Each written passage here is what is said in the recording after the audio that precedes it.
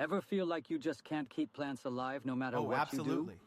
All the time. It's like they wilt the moment they see me. Haha, same here, but I've discovered some super resilient plants that can survive Really? almost anything. Tell me more. Are they magic or something?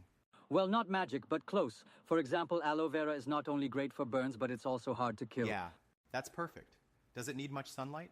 Actually, it prefers bright, indirect light, but Got it can handle lower light too. And then there's the snake plant. It's like the superhero of houseplants. Oh, I've heard of that one. Isn't it also called mother-in-law's tongue? Exactly. It's almost indestructible. You can forget to water it, put it in low light, and it'll still thrive. Now that's my kind of plant. What's next on the list? The spider plant is fantastic. It's Yeah. like the gift that keeps on giving because it produces little baby plants you can share. That's fun. And they purify the air too, right? Yes, they help remove pollutants from the air. It's That's like having a awesome. natural air purifier. Any recommendations for pet owners? I worry about my cat chewing on plants. Definitely. The Boston fern is both resilient and pet-friendly. Perfect. Adds a nice touch of greenery to any room. But don't ferns need a lot of humidity? Well, they do appreciate it, but they're tougher Right. than you'd think. Just mist them occasionally, and they'll be fine. Okay, I can handle that. What about low-maintenance plants for small spaces? Pothos and philodendrons are perfect. Oh. They're versatile. You can let them trail from a shelf or climb a trellis. Wait, aren't they the same thing? I always get confused. They do look similar, but there are differences. Interesting. Philodendrons have heart-shaped leaves, and pothos leaves are more waxy and variegated. Ah, got it. And both are resilient?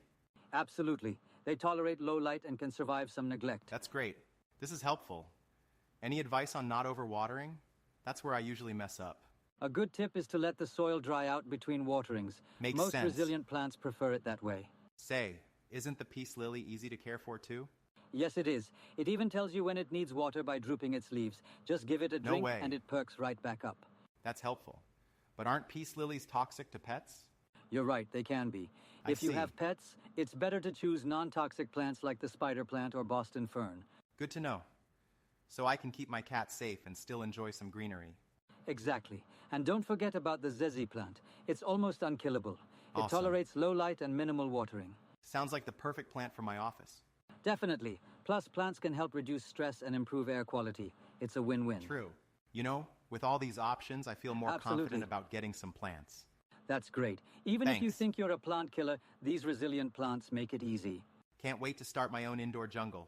Thanks for the tips. Hey, one more thing. Some resilient plants can trigger allergies. So Really? it's good to check if you're sensitive. That's a good point. I wouldn't have thought of that. Safety first. Exactly. So ready to turn your home into a green oasis. You bet. Off to the nursery I go.